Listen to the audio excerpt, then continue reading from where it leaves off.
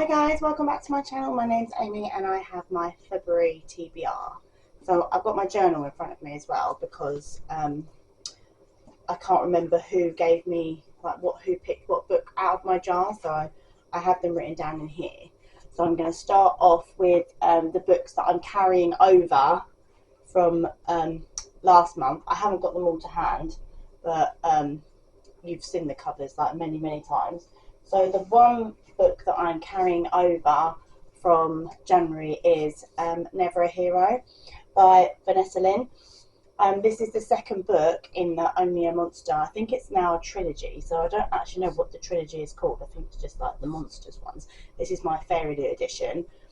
I did start listening to it, but I ran out of hours on my Spotify, but I've now got my hours back because my monthly time has just now been, so I'm now listening to this on my commute to and from work, and if I'm doing housework and everything. So basically it's about a girl that finds out that she's a monster and her boyfriend's the hero, and he basically has to kill her basically, and she finds out that she can time travel. But this one is the second one, so I'm quite excited about it. Oh, hello Daisy.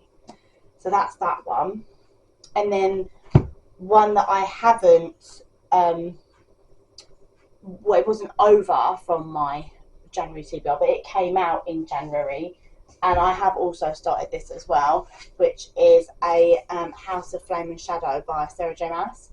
This is the third book in the Crescent City series. I'm not going to say much about it because obviously everybody knows what this book is about, and everyone knows where the story has gone if you've read obviously book 1 and 2. So I think I'm about halfway, nearly. I'm nearly halfway now. I'm doing a dedicated reading vlog for this, so that'll be coming once I've finished it. There will be no spoilers in there, but I might put a spoiler bit at the end. I haven't decided whether I'm going to be doing that yet, but I'm so excited. It's got literally the emotions through this book right now. I've laughed, I've cried, I've laughed, I've cried. It's unreal, and I'm constantly going, wow, that's one of the theories that I thought of that's dead on, and then I'm like, oh, that theory didn't pan out how I thought it was going to plan out, and everything like that. So I'm so excited to actually finish this. I'm on chapter 43 so far, and I think there's 102. But yes, so that's this one. So from my TBR jar, my cat's getting all over my journal. I obviously got Carl to pick one out, and then eldest, middle, and youngest. So the one that my eldest picked out was A Touch of Malice by Scarlett St. Clair. I'm actually really excited to read this. It's the 5th book in the Hades and Persephone's story. The last one comes out next month, so I'm actually quite excited. So I left reading this last year because I was going to carry on, but then the last one got pushed back to be released in March, so I pushed it back, and now that I've pulled it out, I'm really excited to dive into this one. I might pick this one up once I've read Crescent City. So that's that one. And then my middle child chose Things We Left Behind by Lucy Scott. This is the third book in the Knockout series. This is the book that I've been waiting for, but I've heard quite a few reviews that are mixed. I know it's I think it's a slow burn, but it's also a second chance romance, because I think they had a tiny little romance beforehand, before the other books, so when they were in school, but they absolutely hate each other. So I'm mega vibing with this. I absolutely loved the other books in this series. I think the first book was my favourite. Well, I don't know, actually, I think I gave them all 5 stars, to be fair, but I am really excited to read this one. So this is about Lucian. I just love that name. Lucian, and I think her name's Sloane, if that's how it's said. But yeah, so I'm really excited to read that one. And then my youngest chose this one, which I'm not all that excited to read.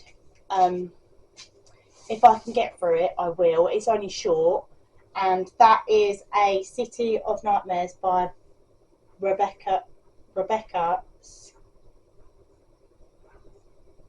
I have no idea how to say that name out loud. Shafia. Sorry if I'm saying it wrong. This is also one of my fairy lit books. It's quite little. It's quite short. I am interested in it. It's like because it says on the back here, face your fear or become your nightmare. I am quite intrigued, but I didn't get the second one because I hadn't read this one, and I'm not really the kind of person that will buy the next fairy loot book if I haven't read the first one and I wasn't interested. I mean, I don't mind not having the second one. If I absolutely love it, then more for me. I mean, it is a stunning edition, but it was like, well, when he picked it out, I was like, oh.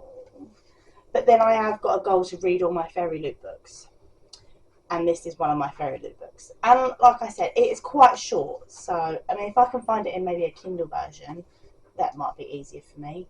It might come up when it's like 99p or something, so we shall see how we go with that one. And the last one that I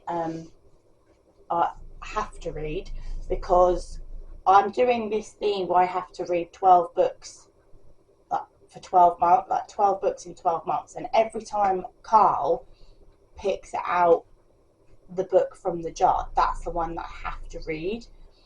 So he picked out Cruel Illusions in January, which was the first book of the year that I read. But this one he's picked out, and that is Sing Me to Sleep by Gabby Burton. And this is also Fairy Loot one. I'm actually quite interested in reading this one. So when I pulled it out, I was like, oh, okay, that's not so bad actually. I don't know what this is about. I think. Oh, here we go. So at the bottom here, it says, featuring an all black and brown cast, a forbidden romance, and a compulsive dark plot full of twists and seductive YA fantasy. It's perfect for fans of The Cruel Prince and Killer Kingdom. Well, I love The Cruel Prince, so I've not read The Killer Kingdom, but I love The Cruel Prince, so that's intriguing. But I also like to go into books not knowing like what's going to happen. I did that with Cruel Illusions. I ended up loving it. I also did that with Jade Fire Gold. I kept looking at it going, oh, I don't know if I want to read that. And I absolutely loved it. So that is also on my February TBR. I am also got gold on my TBR, but whether I get to that this month, I'm just not in the mood for it. There is one book that was on my February TBR that I finished, which was Shadow Princess by like the Zodiac Academy one, because I finished it on the 1st of February because I was making it go over from January, but I was like literally like 50 pages from finishing on like the 31st of January, and I just couldn't keep my eyes open.